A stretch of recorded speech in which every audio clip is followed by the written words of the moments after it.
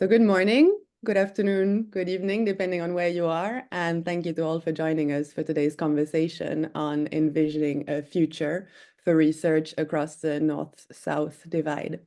My name is Tracy Mamoon, Head of Policy and Network Strategy at Southern Voice, and it is my pleasure to facilitate today's exchange.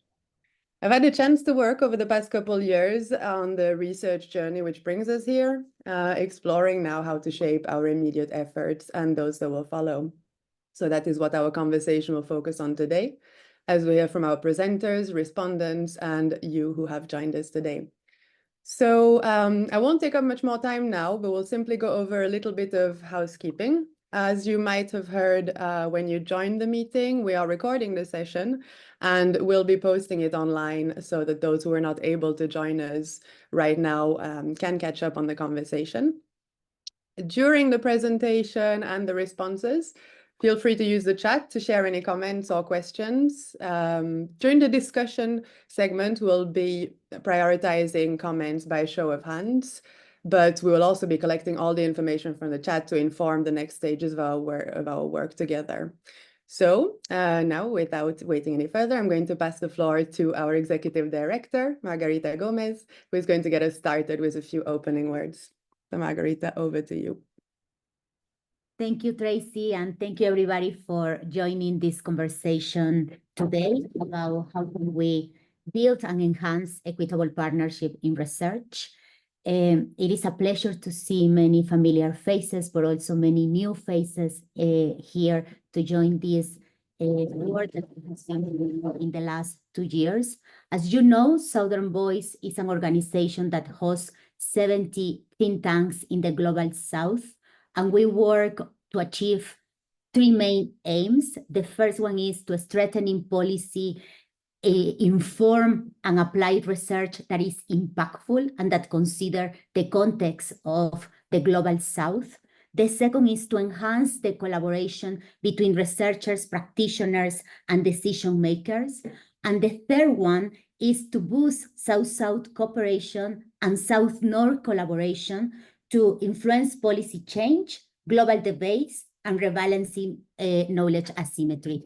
As part of this work, we have been working in the last 2 years in collaboration with the Institute for Development Studies to understand what are the challenges that Global South researchers and Global North researchers face when working together, and what are also the potential changes or transformations that we can implement to make this collaboration more equal and to really recognize the knowledge, the experience, and the contributions of our Southern researchers. We have identified that there are 3 main spaces of change, and our colleagues, my colleagues, Peter and Andrea, gonna talk a little more in depth in these 3 spaces of change, but I'm just gonna mention them. So we have identified that we need to transform the funding practices, the academic rules and incentives, and the publication and dissemination practices. And I'm just gonna conclude by saying why is this research and this work that we are doing together, and why it's important that you are here, is because the transformation of these spaces will take us to have and to produce impactful and socially relevant research that can improve the lives and the livelihoods of the those that are being marginalized and those that are being excluded. And by strengthening the Global South actors, the role of the Global South actors in the research, in the design of the research, in the implementation of these solutions, we can have research and solutions that are more meaningful, that are more impactful, and that consider the different contexts. I just want to finally say thank you to our members that have been involved in the whole process of this research, that they have very openly shared their worries, their dreams, and this research is the result of that openness of our members, and also of collaborators in different institutions and universities in the global north. So thank you, and Tracy, back to you.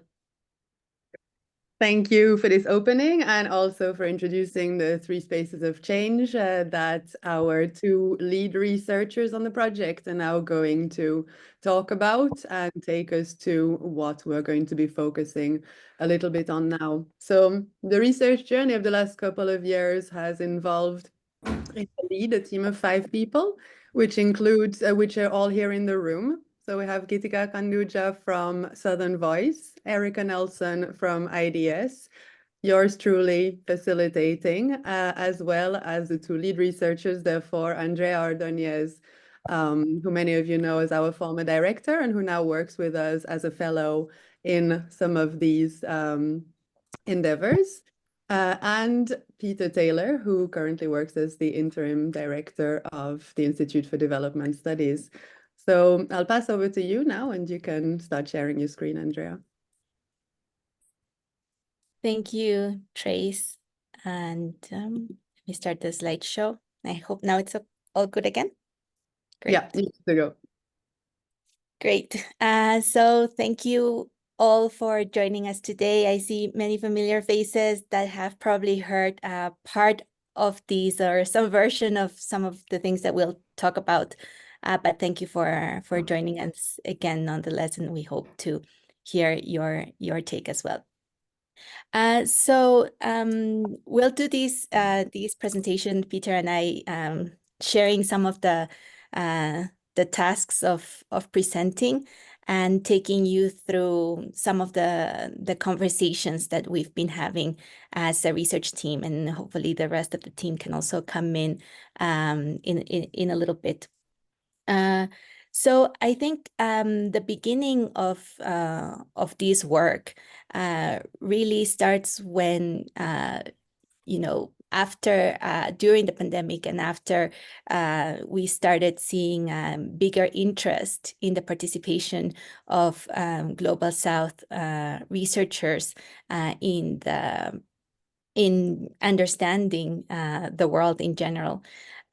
We started seeing that there was also a growing tokenism in these approaches, because there was a much more need for showing that Global South researchers were part of initiatives, that they were involved in research. And we actually included something along the lines of understanding the power dynamics in knowledge in the knowledge ecosystem in the Southern Voice plan that we developed in 2022. As always, we not always have the time and the resources to fund all our ideas, but hopefully we were able to find the opportunity with the support of IDRC and in collaboration with IDS to develop these projects to start exploring these ideas. And what was important for us as Southern Voice in this project was that we kept seeing the inclusion of first, we saw a lot of non-inclusion of Southern perspectives in the discussions around equitable partnerships, decolonizing research, and all the similar debates that are ongoing. And then many times when we did see the participation of Global South researchers, we saw that probably the voice of these researchers was being muted a little bit at the end in trying to bring together perspectives from the Global South and the Global North at once. So we designed a project that wanted to make sure that we could separate and see distinctively the perspectives and the voices from the Global South from those from the Global North. And we thought that in this specific way of framing the project, it would be ideal that a Southern actor like Southern Voice would lead the work in the Global South, and then an organization like IDS placed in the Global North would talk to actors in the Global North.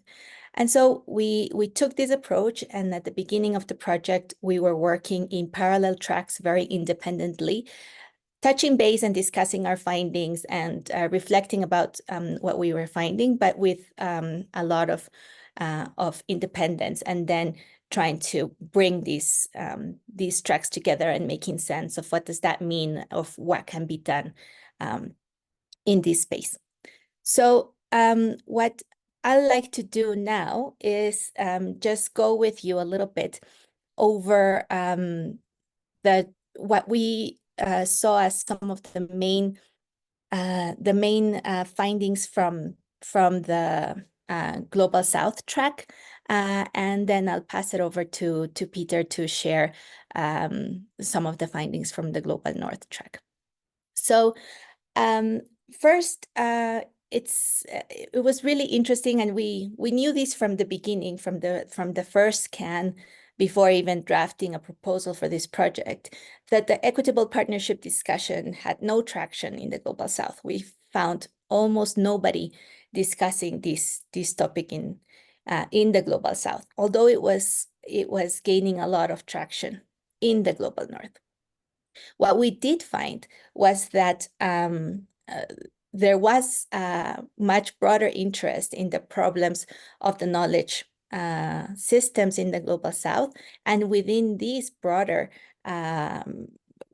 problems of the ecosystem, some of these relationships were seen as problematic, but definitely it's not the center of the concerns among actors in the Global South.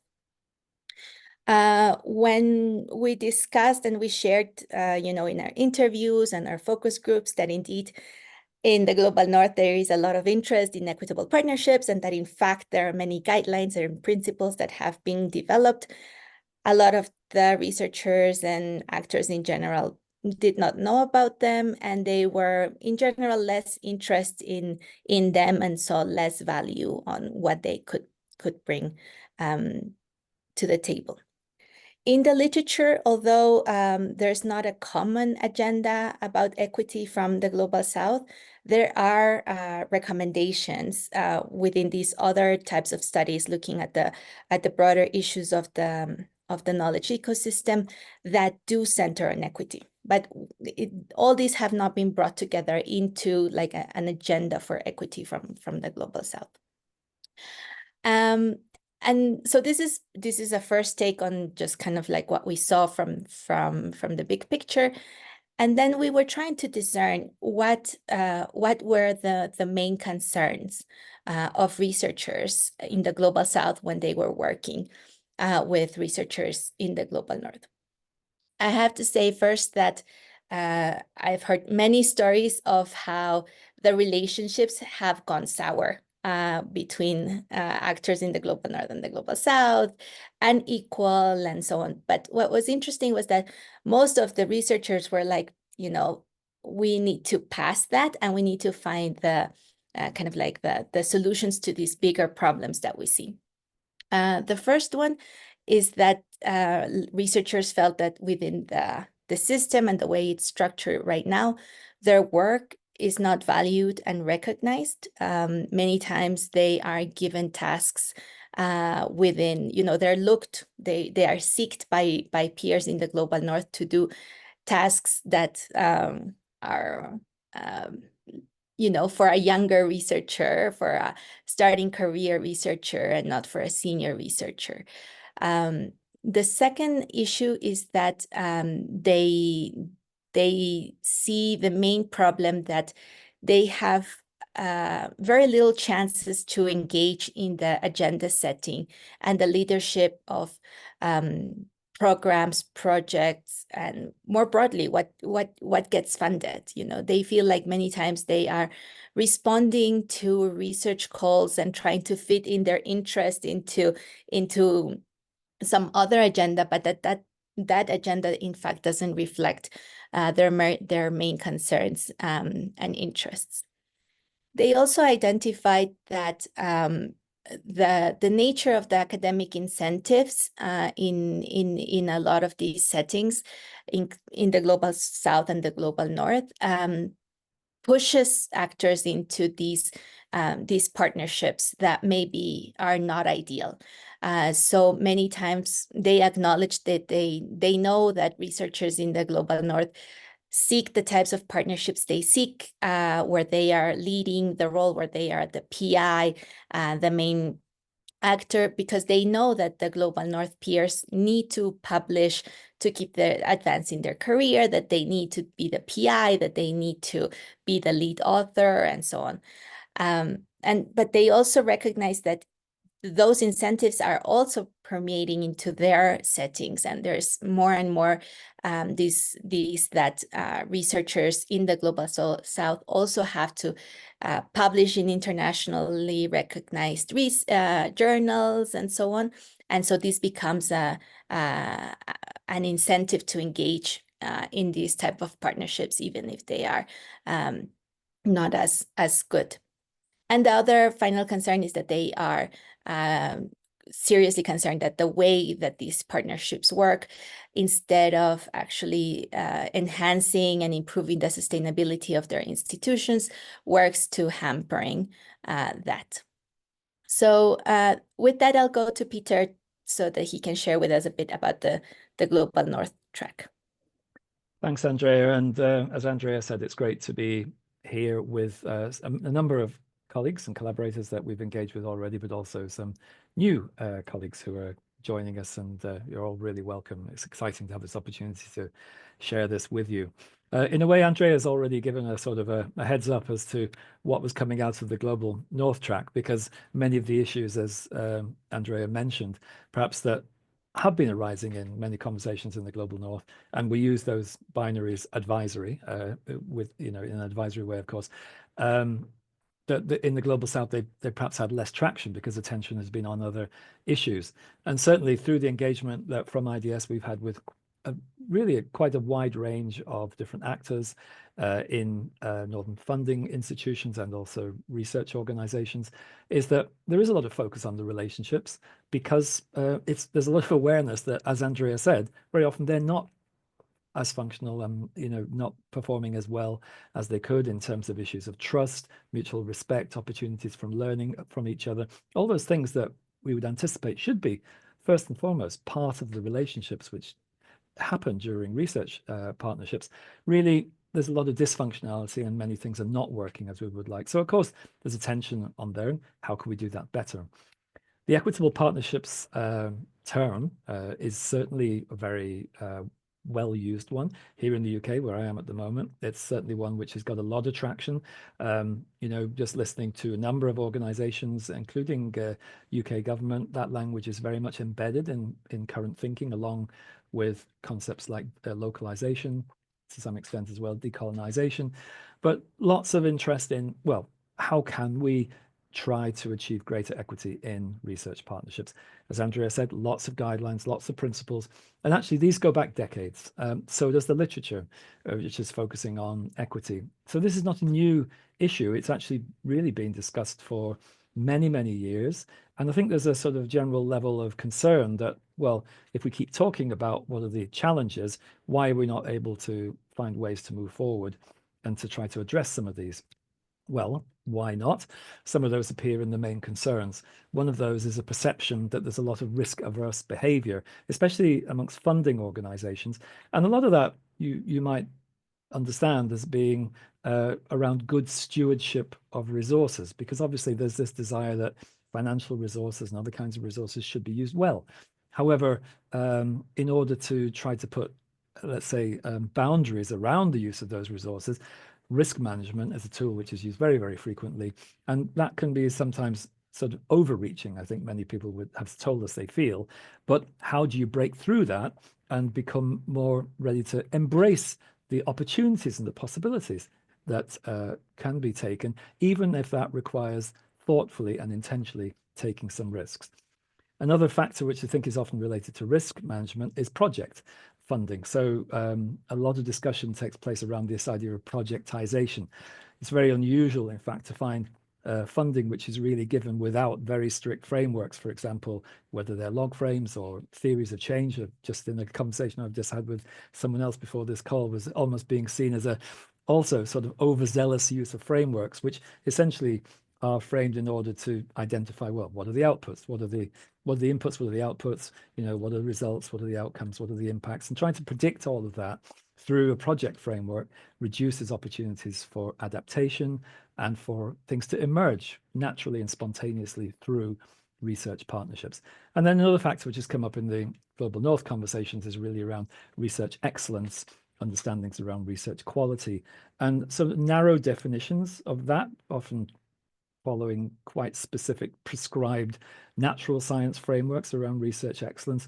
And instead of thinking about much wider understandings of the research process, about engagement of different stakeholders, about evidence use, all those are elements where research excellence is important, but often they're not really supported or encouraged or incentivized through the way in which research funding is made available, and also the way that projects are designed. We go to the next slide, please. So essentially, through the work we've been doing, we've been trying to come up with a framework which shifts away from just residing in this feeling of a bit like a washing machine of equitable partnerships where things go round and round, but don't really seem to sort of generate something beyond that in terms of action, except in quite dispersed places and ways which are difficult to join up and understand what's actually happening. So as we've been thinking together about this, we've been feeling, well, ideally, our understanding is much more oriented around purpose. Why are we doing this research? What is this research actually contributing to? In our thinking, certainly from where I am at IDS, and I think it's Southern Voice as well, and many of those who we work with, this is about research that's relevant to society. In some way, it makes a contribution to improving the lives of those who are marginalized and excluded. But just talking about equitable partnerships is not going to sort of cut it in terms of moving towards a much more engaged, inclusive, and forms of research partnership, which generally create a level playing field, and which others, all different actors are together in the mix, setting the agenda, exercising leadership, and having strong, sustainable institutions. And what's really come through in the conversations is that Global South actors really feel that they have not been placed at the center of these agenda setting processes, or in exercising leadership, or ensuring that their institutions are as strong and sustainable as they can be, in order to ensure that when research agendas are being set, when priorities are being made, when funding is being made available, that it's that Global South agenda which is at the center of the process. And so, as we've already heard, and Andrea will come back to this in a minute, our question has been, well, if we want to support greater agency amongst Global South actors in these ways, where are the spaces of change where we can try to do that? And as we've just heard, and Andrea will say more about this in a moment, in the funding space, in spaces which relate to academic rules and incentives, and also spaces relating to publication and dissemination. So how can we take actions in joined up and coordinated ways which contribute to that? We go to the next slide. So just really quickly, a few insights just to sort of emphasize some of the things which have come up. Equitable partnerships has significant momentum, especially institutions of the Global North, which is good because that creates a window of opportunity to be able to engage and to support different kinds of action. Why? Because there's a desire to have more effective and efficient research projects, but also this perception that there's a moral imperative to do better. You know, if we're going to be value-led, then we should be working towards decolonize our practices, able to ensure that funding are going directly into the hands of those who are able to make decisions about how to use it, and that equity is built into research ecosystems. So there are positive actions which are taking place, but as we just heard that Andrea mentioned, just to stress again, the litany of the imbalances through a whole range of sort of dysfunctional relationships and actions which really undermine equity in research partnerships still are acknowledged, continue, and certainly are spoken about in really all the many conversations where I have the opportunity to participate. And there's big concern from there's many of these researchers and actors in the Global South that although they want to ensure that there is equity in the research ecosystem, they are very interested in ways in which you actually reimagine or reestablish the actual structures which tend to perpetuate and propagate these dysfunctional relationships. So that's a much deeper system-wide change which is being called for. Andrea, back to you. Thanks, Peter. And so that is that is a summary of the publication that we've put out from as a first part of our work, and now we're trying to think about how to approach the changes that can happen in these three spaces of change.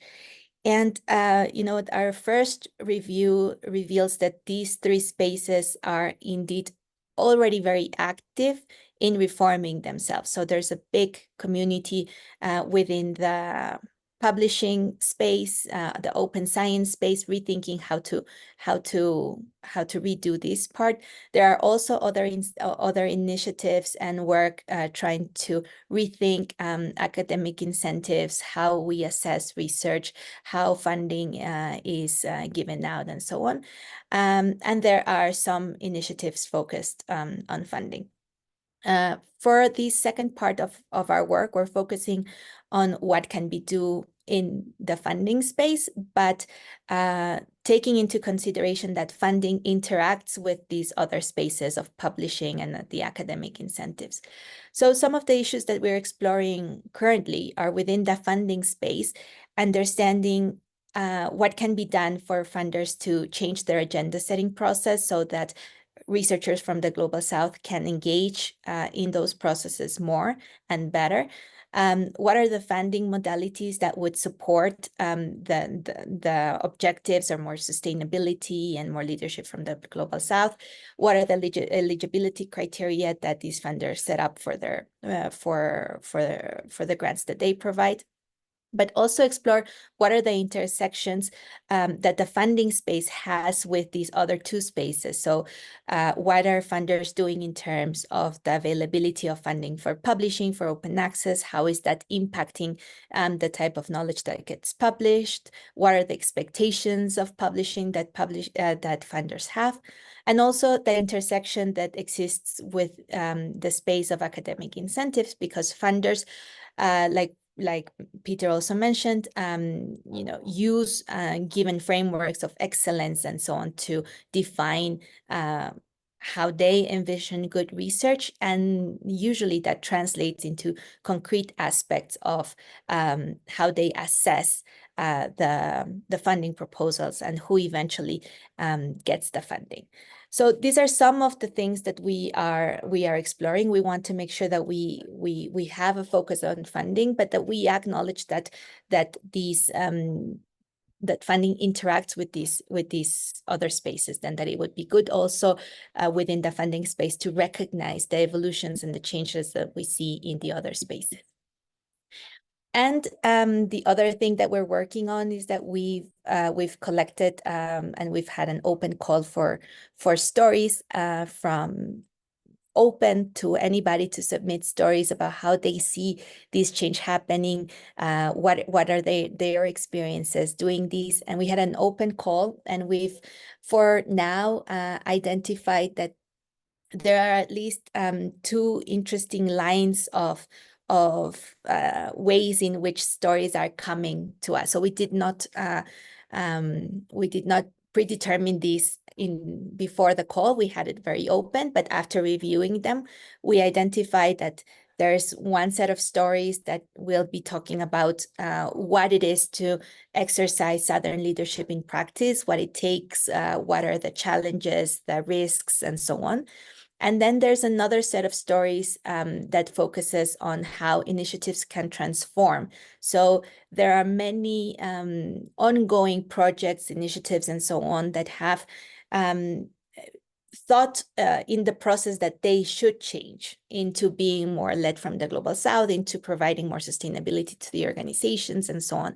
So we want to understand how is this transformation happening, what is motivating this transformation, to gather some insights into what are practical things that can be done to strengthen the agency of Global South researchers. And in all of these, we see the funding dimension as very important to the changes that are shown.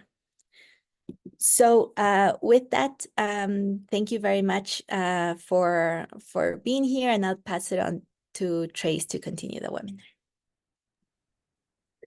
Thank you very much, Andrea and Peter, for this background and for the overview of the process that's got us here, as well as to bringing us to where we are today, which is with this focus on the question of funding, understanding what needs to be done, but also considering the intersections with the other spaces of change.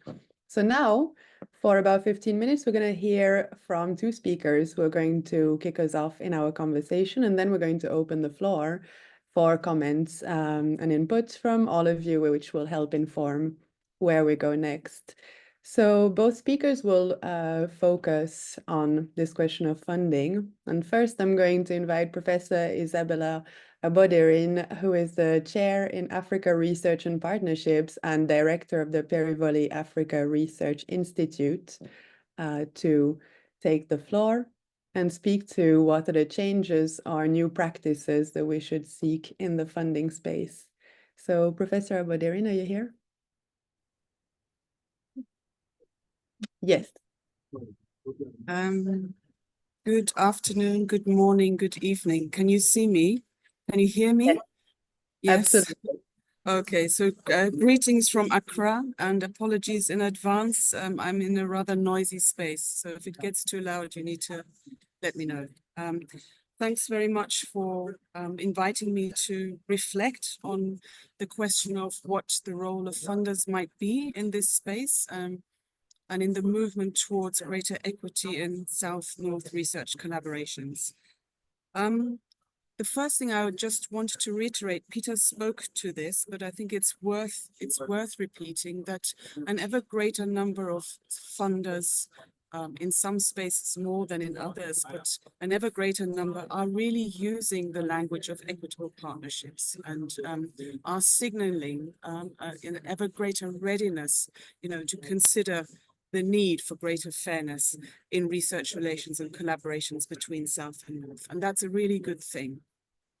And within that context, I would like to just highlight maybe four considerations that I think are really important for funders in particular to make.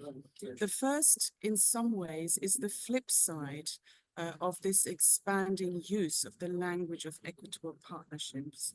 And I think it's very important for funders, but also more broadly for those engaged in this space, to be wary of sort of an increasingly perfunctory use of the term equitable partnerships, which risks, what's the right word I'm looking for here, which risks overlooking the need for a very solid intellectual basis and grounding in arguments about what greater equitability in research partnerships is for, what is the purpose of it, what are the goals, what are the ultimate ends that are to be achieved, and then from there, what then does equity really need to entail, and how can that be ensured?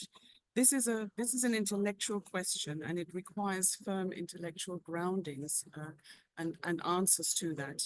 And I think we need to be mindful of that, and that includes funders too.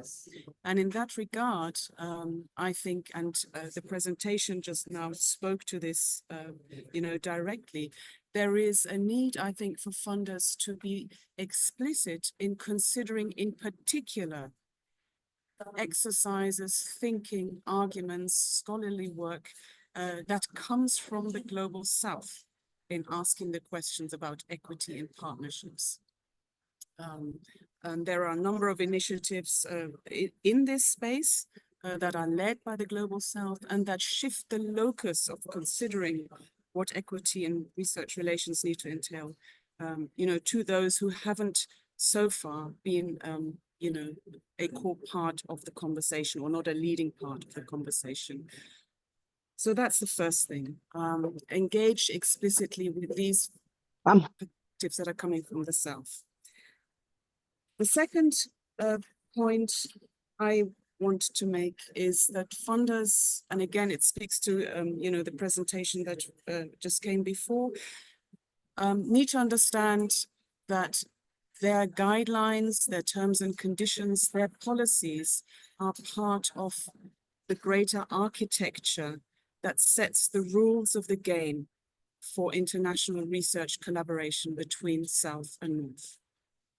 And as such, there is a need for a very considered process of finding ways to adapt those policies, those regulations, those terms and conditions to make sure that collaborations are incentivized and enabled that put fairness and greater justice, at their heart.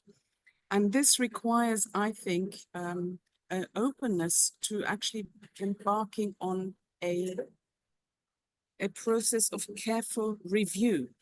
And this is a piece of research in its own right, a careful review of the current policy architecture and terms and conditions in the funding space to identify where and how adaptations need to be made to encourage and enable and incentivize greater equity and greater justice in research relations between South and North, with a focus also on the broader change in the research ecosystem as a whole that's required, a rebalancing of that system. And the last thing I want to raise perhaps as a suggestion is that beyond looking at their own policy architectures, funders might actually play a really important role as champions, coming together as champions, engaging governments or other actors in the higher education and science space on the need for policy change in other spheres. I think funders have a really, potentially really important role to play.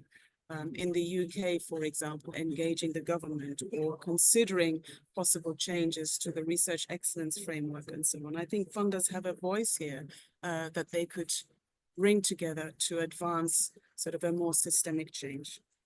I'll stop here and hope that was useful. Thank you very much. Thank you very much, Professor. And afterwards, everybody from the team will be coming back in to comment, but certainly those three particular steps have give us a good direction of what to think about in terms of what is going to come next. So now I will move on to Dr. Waqar Ahmed, who we know from the Sustainable Development Policy Institute in Islamabad, Pakistan, and who is currently on sabbatical, who is going to now answer the same question around the changes and practices that we should seek in the funding space. So Waqar, over to you. Thank you, Tracy, and congratulations to the team, to the presenters, and thank you for this invitation. So I would like to take lead, of course, from what key messages have just been given, and probably ground my 2 or 3 main messages in the work that we have done in the past with the IDRC, Southern Voice, Partnership for Economic Policy, PEP network. And as I sort of respond to your question, there are 3 main elements to how we have tried to advocate a solution to this question. First, I think we've always advocated for a greater support for research which is led by local institutions. This, of course, is easier said than done, because in most of our countries in the global south, largely the larger chunk of work, budget, resources are handled by contractors, and we, the local think tanks, are actually the subcontractors, which actually means that one cannot ensure an equal footing in the research partnership. Leadership roles, decision-making processes, and as we all know, this is a must for sustained or sustainable capacity building as we move forward. So there's a call to action that we have at the PEP Network's website, which a link to which I'll share in the chat, And that sort of stresses on these 2 points, along with, of course, the third one, which is why, for example, the transition or the movement towards LNOB agenda couldn't be as expedient as we would have liked it to be. And one of the reasons that we point out from most of the academic research that has happened between 2015 and now is because of the skewed research voices that we see around most of the SDGs that this research has tried to scan. I also want to pick up on a couple of points from the presentation.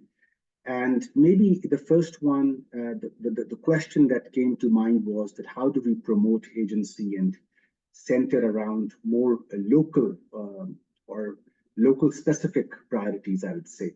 And I was just thinking that in this context, it's important to promote agendas which are, of course, driven by local institutions who have strategic plans or long-term work plans of their own as well. And if funders are sort of open to looking into the strategic plans of local institutions, local think tanks, research bodies, one could make a headway in sort of decolonizing the knowledge production part. And maybe the knowledge brokering part as well, which is often difficult. We also note that the support to indigenous research has gradually increased, if it may be sort of termed as an incremental increase. But support to indigenous knowledge management, knowledge brokering has increased much if one goes deeper into R&D budgets flowing into or flowing towards the global south, which actually means that any rethinking towards the funding mechanisms or practices has to have three main characteristics. One is that the new norm in funding mechanism should be flexible and long-term in nature. We can't sort of tie the recipients to our rigid funding practices or the cycles of reporting with which many, even the best of the academics, are even not used to. If they want to apply, if you want to encourage them to apply for longer term funding, for multi-year funding, the funding cycles have to be more flexible, the reporting requirements have to be made easier. Second is the equity in grant sizes. We are all for North-South partnerships, but we have seen sort of grant size imbalances, which are of course not new, with of course a larger chunk going to the Northern partners. Again, nothing wrong in that, but it's just that it sort of defeats the purpose of providing all this funding to the funds that had to be, or were initially sort of directed or dedicated towards the Southern think tanks or researchers in the interest of their capacity building and mentorship. And on this, I think one of the other points that we need to pick up, and we see this from the work that the United Nations Office of South-South Cooperation and NOREC has done, that is on redefining the terms of intellectual property and open access, if I could say.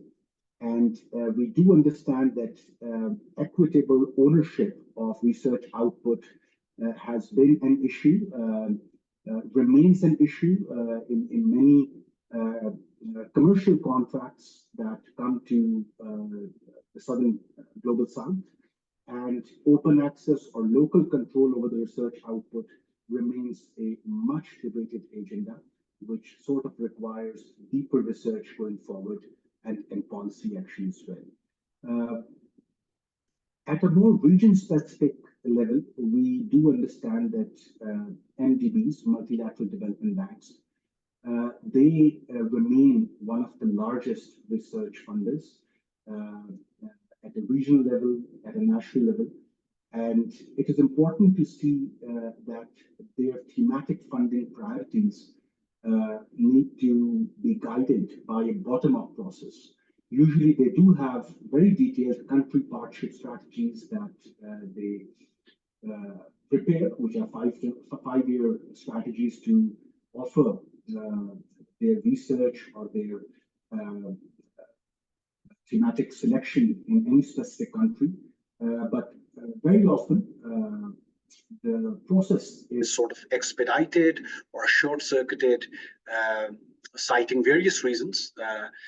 This shouldn't be so, given that in most of the global south, funders have spent the money and there are local resources which can contribute to the country partnership strategies which MDBs bring about. And there are three or four main areas where it is important that MDBs take their input when deciding on thematic funding programs and how those thematic researches would be rolled out. One, of course, is to have strategic partnership with local institutions. They are missing, at least in my country. I've never seen the likes of World Bank, ADB, or AIIB going out and signing MOUs with think tanks for strategic research partnerships. This is a healthy trend which should be advocated. Knowledge brokering, some do it, some don't. At best, where, for example, consultations with locals are required, you may see some funding flowing to, let's say, local business associations like chambers of commerce, but nothing structured. So I'm a firm believer that if funding authorities sort of make local institutions partners in strategic research collaboration, knowledge brokering, they could really mitigate the risk of whatever backlash could come while actually implementing those longer term, hard to implement programs and infrastructure in social sector development, which of course are the pillar stone of or the linchpin in any development lending processes. So I just stop over here. Thank you. Thank you very much, Vakar, and some very interesting insights there, including on changing the practices within multilateral development banks. So with two speakers now, we have a lot of ground covered, a lot to consider, and we're getting to the open discussion part of our event, where we'll be looking to hear from you. So we're all, those of us who are working on this project and now working towards a future version of an action plan with some recommendations and insights on what should be happening next. So all of the insights that are going to be heard today, or those that you share in the chat, are going to, of course, contribute to this ongoing effort. I will mention that my colleague Gitika has shared the link to the report in the chat for any of you who want to consult that. We will be taking questions, comments, insights, etc. by show of hands. But before we open the floor, I'll just open quickly to my colleagues from the team, Andrea, Peter, Erica, Gitika, in case there is anything you would like to share to kick us off now that you've heard the first few speakers.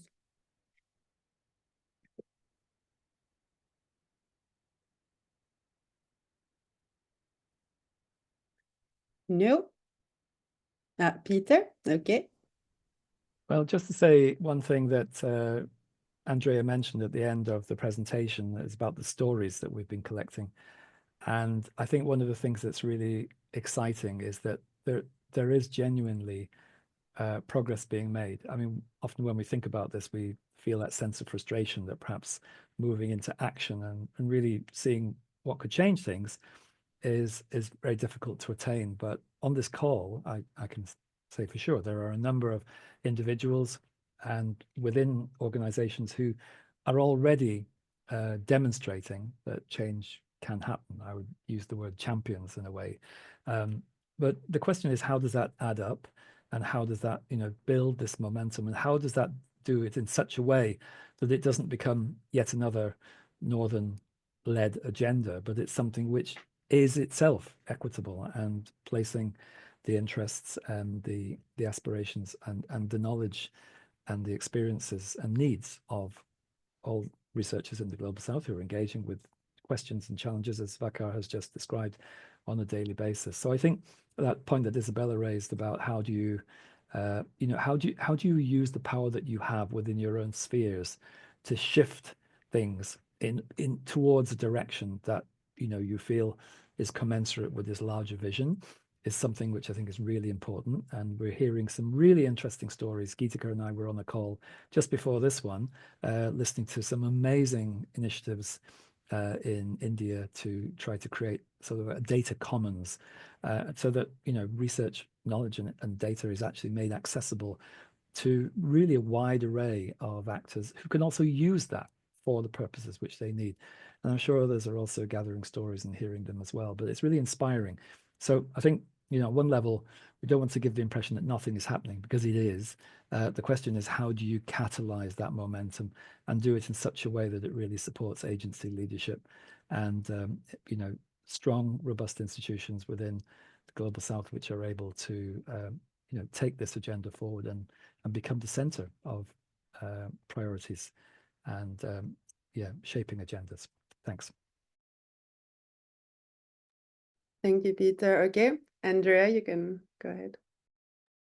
Thanks, Trace. I just wanted to highlight that I think both Isabel and Vakar have been working on these from other southern spaces that we would also like to start bringing and collaborating more together. So I think the African Charter is like Isabella was mentioning, probably the one guideline or principles that are you know, developed from the Global South by institutions in the Global South.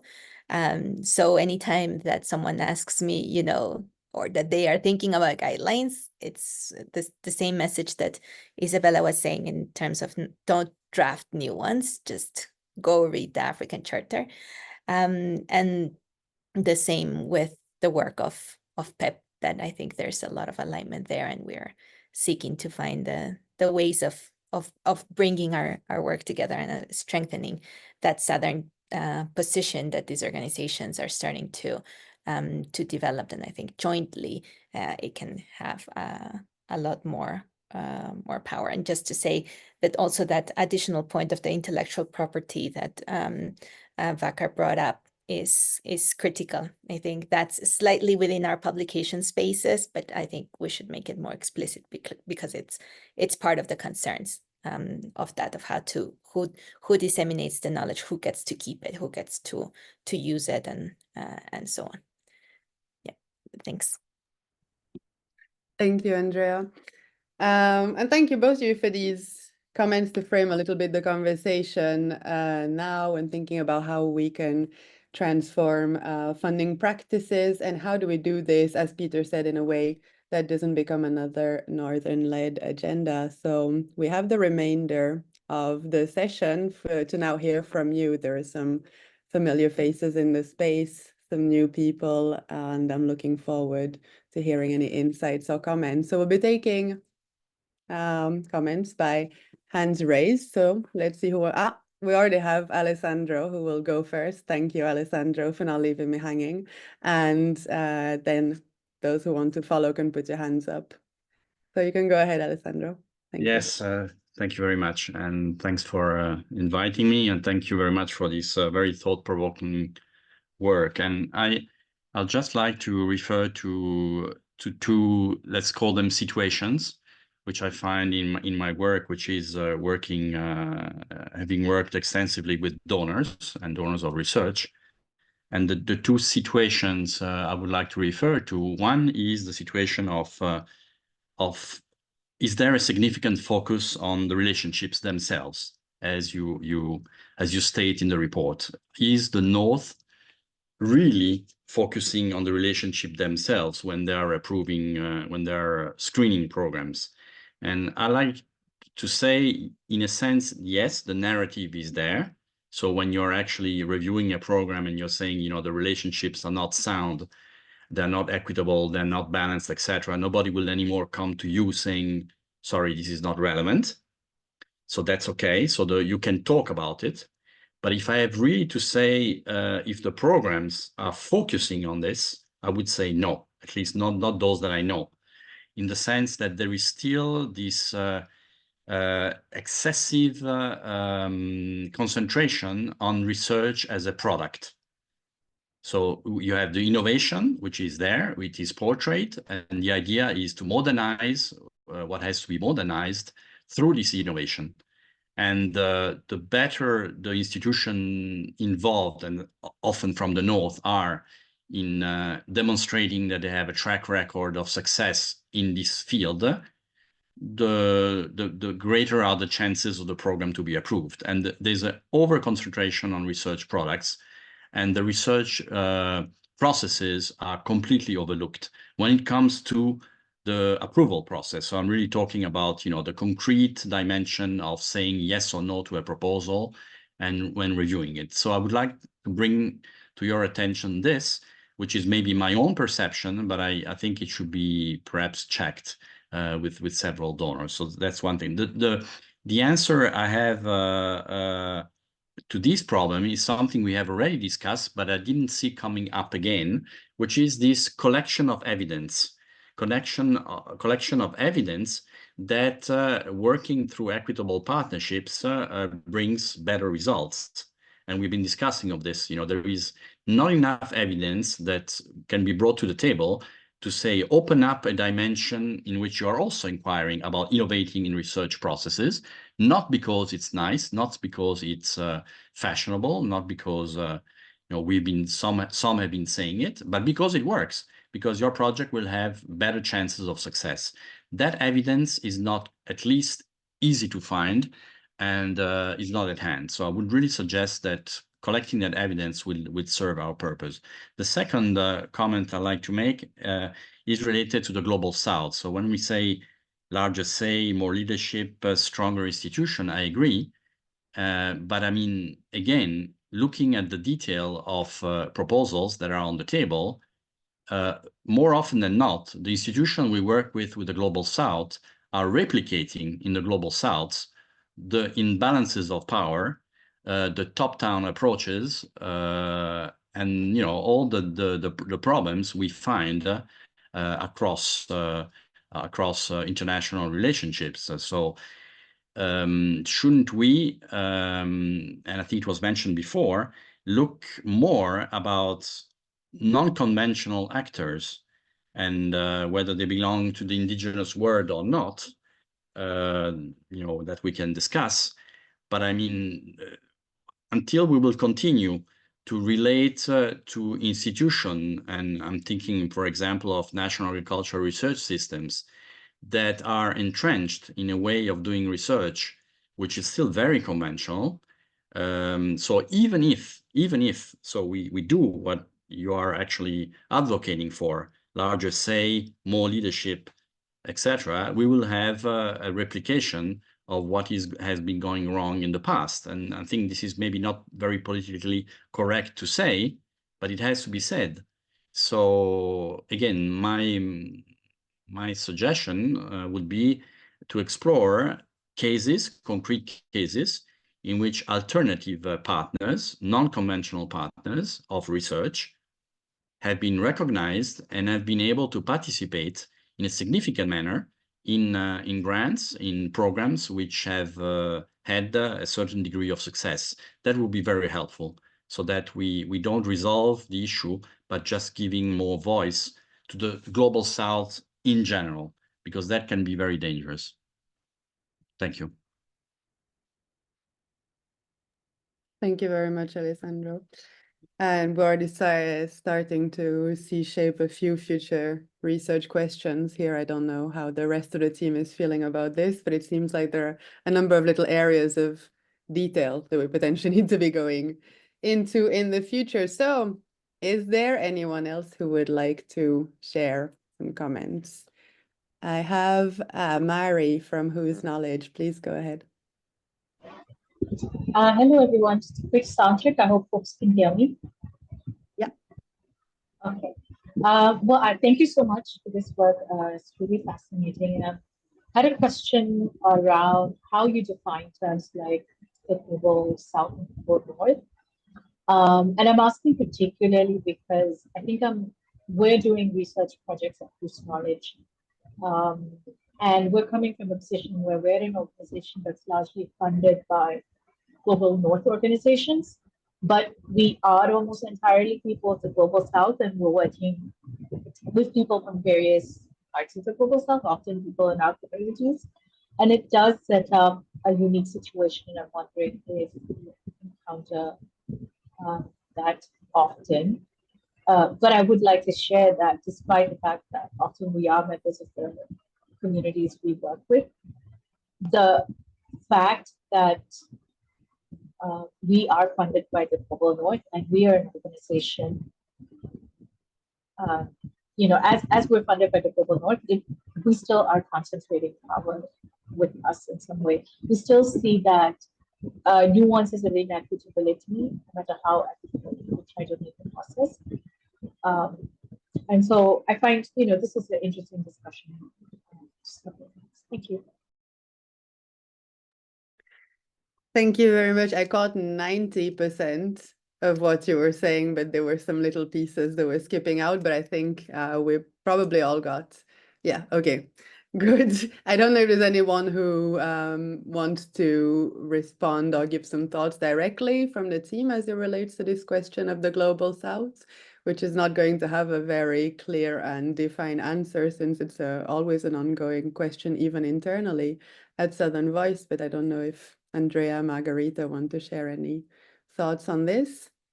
If not, there are a couple of comments that I can look at in the chat. Is there anyone else who would like to take the floor now?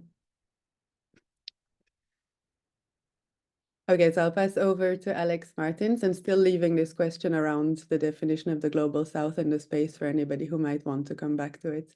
Alex Martins, please go ahead. Thank you so much, and thank you for a wonderful presentation. I guess since I heard the word definition, that sparked my question, which was, and I'm sure it's in the paper, around definition of equitable partnerships, picking up on something that a couple of people said, because I think the way the term has been co-opted in the Global North is they either use the term equitable partnership to mean equal partnership, which is different, in my opinion. An equal partnership is not the same as an equitable partnership. That's the word difference there is very important. Or they'll use it as sort of a technique to seemingly set up a different way of working and then fall into old patterns. So let's say I'm not feeling cynical today, so let's remove that one and say it's the issue I'm seeing is people say equitable partnerships mean equal partnerships. And I want to ask very specifically about funding. So do you think that an equitable partnership, one that recognizes a historical imbalance in terms of funding, recognition, value, all of that, should have an equal budget share? Because I don't think a 50-50 budget is an equitable partnership, but I get a lot of pushback on this, and I would love to hear all of the panel's opinions on it. Thank you so much. Thank you very much for that question. I won't jump in first, but I do have opinions. I will let it come maybe to Andrea and Peter if you want to come in, or anybody else from the team. I strongly side with you, Alex. I can come into a few of the questions while we hear from the rest. I think first I wanted to come to Alessandro's comment about the entrenched structures and the replication of the structures, and I think those are sort of the concerns that drove us into thinking more about these structural questions. So we see that. Like I mentioned in passing, so we do hear researchers in the Global South saying, I recognize that research that I'm working in with a Global North partner is irrelevant. I know that it has no impact whatsoever in my context, but my university requires that I publish in a given type of journal, for example. And so this is an easy way for me to do that and just get it out of the way. So there are many of these, I think there are many of these structures or, these incentives, these ways of working that keep perpetuating the same models in the Global South. And in the global south that we see in the global north.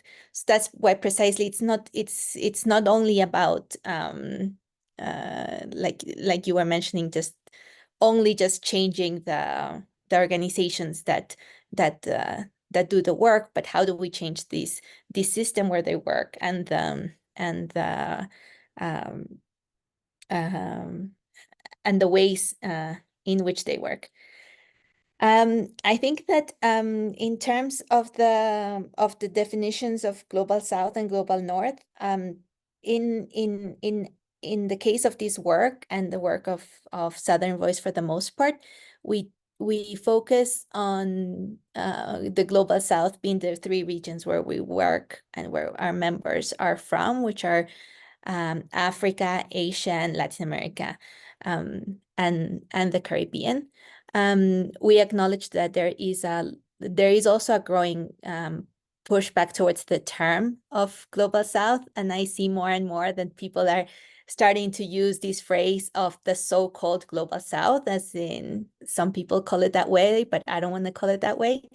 I personally think that it's a term that is used in solidarity and in understanding that there are countries that have had less engagement and possibility of participating in the global discussion. So those countries, and it may be and not a precise definition like the income grouping that the World Bank does, but I think it's powerful when it comes to political changes like the ones we like to see.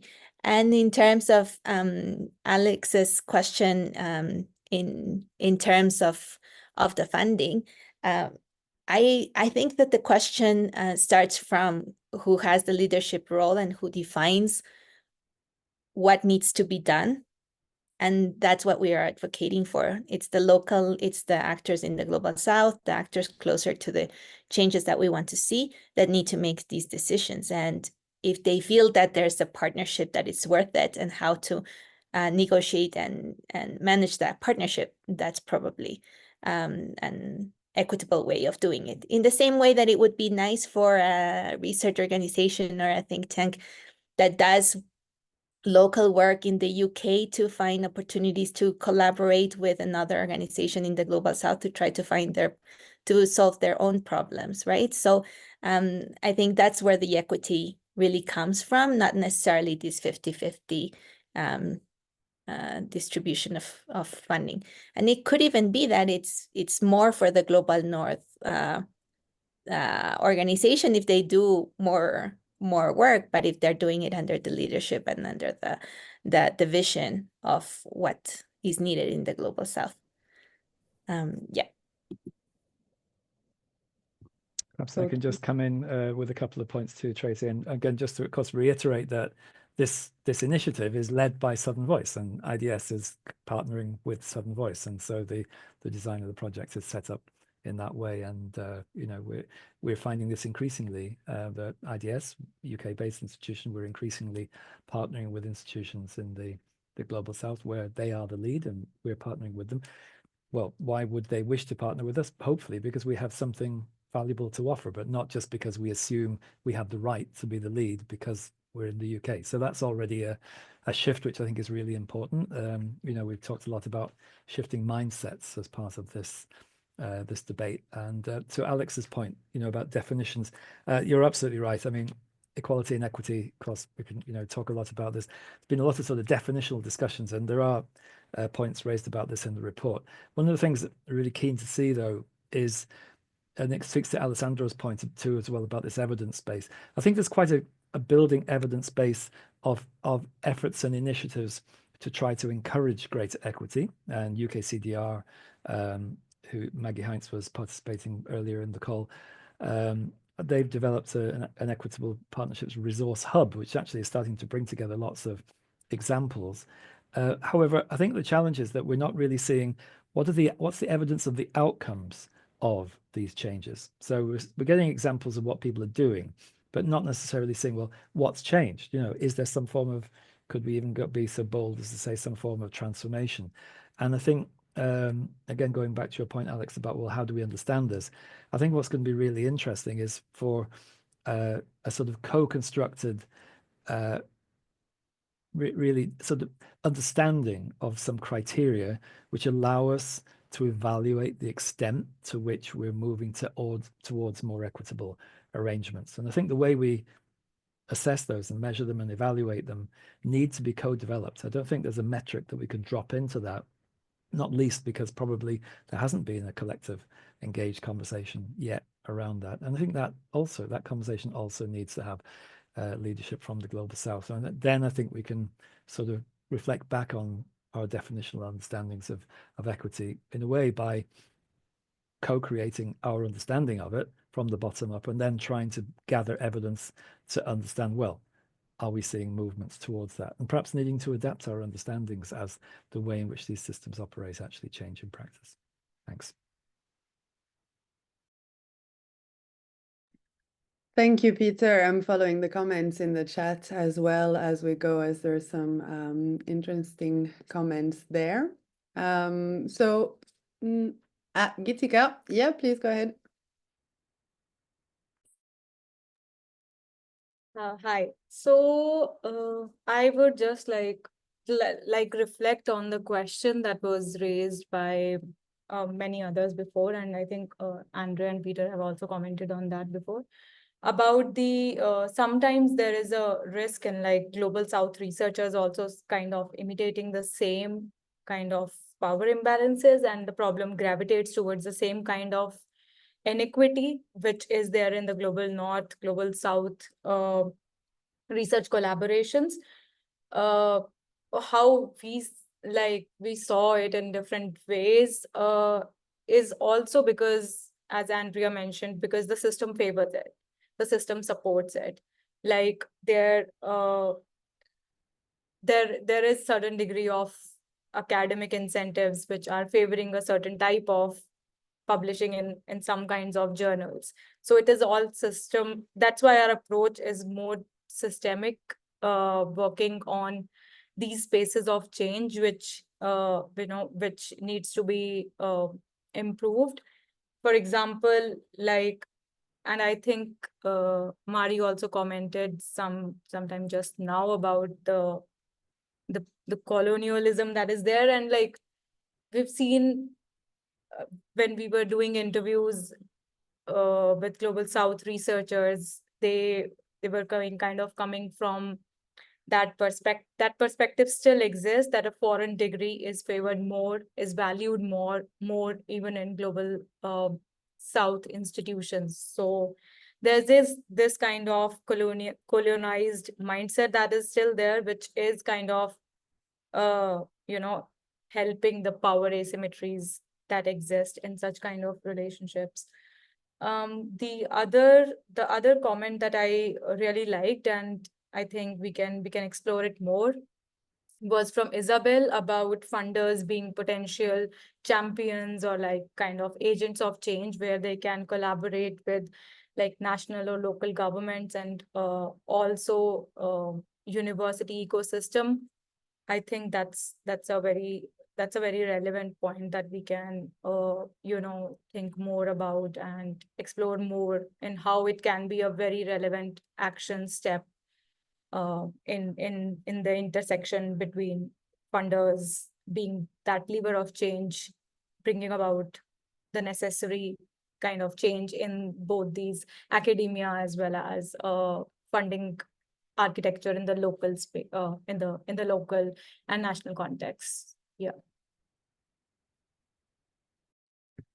Thank you very much, Gitika, as well as for sharing some of the insights from our early stages of research, where indeed a lot of questions relating to the colonial background of these relationships and the implications did come up when we were looking at literature across Africa, Asia, and Latin America. So I'll refer to the comment here from Mary, who was mentioning that equitable relationships would benefit from explicit recognition of the histories of colonialism that contribute to funding and thought structures and institutions in Global North and South having to be in partnerships anyways.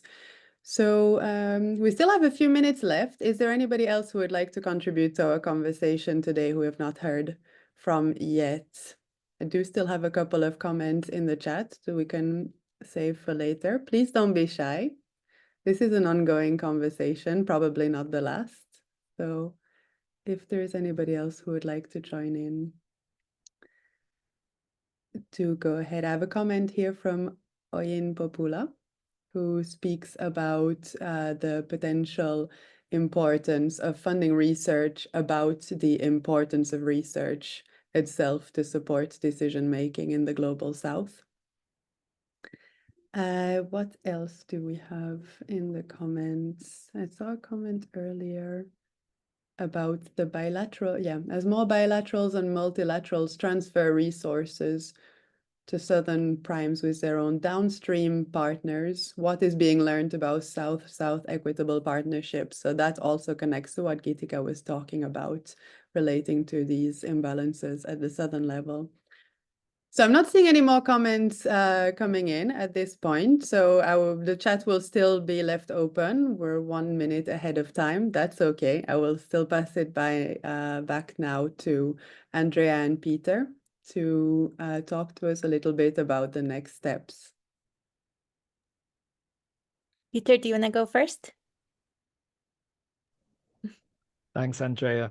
Yeah, I think, well, first of all, thank you to all those who participated, and also I think for some really helpful and provocative ideas and points, which I think are ones that we're grappling with. I think many of us are in different sort of sets of spaces and conversations, sometimes around, for example, decolonizing knowledge, discussions around localization, and here around research partnerships and what equity looks like.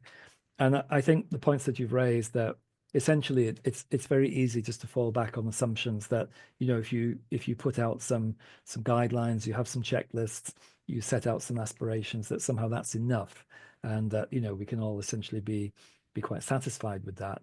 And one of the things that's come up a lot, I think, in our conversations, and I think it relates to quite a lot of the points that have been mentioned, are issues around accountability.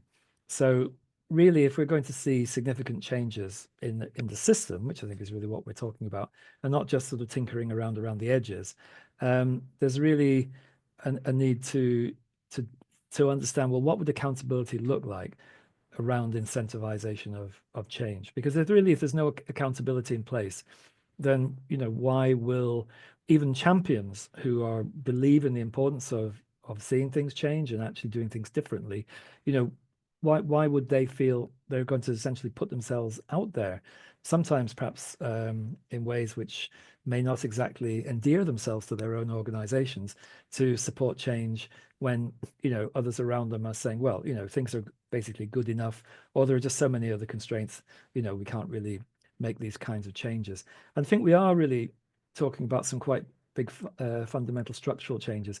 Yesterday, I was in another session where Eyod Gebremayan, who is with also working with the Africa Charter and with Isabella, was really saying about some of those invisible structures, which are almost like the bigger part of the iceberg, was the way that he expressed it, underneath the surface. And how do we bring about change there? And we're really having a conversation about, are we, okay, if we're working towards more radical change and a really significant reboot of those structures, which just perpetuate existing and historic inequalities, how do we do that when the task seems enormous? Well, one way to do that is to try to make incremental changes and learn from them as we go, share the evidence around that, and to really understand, well, what does it take to make those kinds of changes? What are the power struggles that need to take place in order for those to happen? And then how do those build into something greater, which gradually works a way to shift that bigger edifice, which is underpinning many of the structures and the way that funding mechanisms work, the way that incentives work, and the way in which publications and dissemination mechanisms currently make. So I think we're not under an illusion that more radical change is challenging, but I think one of the I suppose the invitations to put out here to this group, given that you have given time to be part of this conversation, which we really appreciate, is how do our own collective efforts add up to something which is greater than all of our parts, and that we can get that sense of things moving and potentially working towards quite a significant realignment of the existing ways in which we work at the moment, the rules of the game. But to understand, even if some of these changes are more incremental, what do they look like? What do we learn from them? How do we gather evidence about, what's working and what's not working? Share those and work more collectively, perhaps as a kind of community of practice, to build some mutual accountability around the need for change and the actions which are required to do that. Thanks, Andrea. Thank you, Peter. Yeah, I think thank you all for joining today. It has given us a lot of food for thought, and I think that there's work to be done at very different levels in terms of promoting more equity and thinking about this funding space. We've been starting to confront the fact that the mandates of different funding organizations are also very different, particularly those within the public space. So it might not necessarily be too easy for some funding organizations in the global north to shift practices given their specific mandates, for example, to develop the research systems of those countries. But I think there are other spaces and other private funders as well where the change can be easier, and that we should try to promote that happens quicker. And I think that the other thing that I've been thinking about lately with this, with the funding piece and these equitable partnerships and how this comes about, I think that a bigger question that goes way beyond the equitable partnerships discussion, but I think that it has kind of helped develop this notion of that Southern researchers need the partners in the Global South, is this sense of these broad notions of official development assistance that we use now.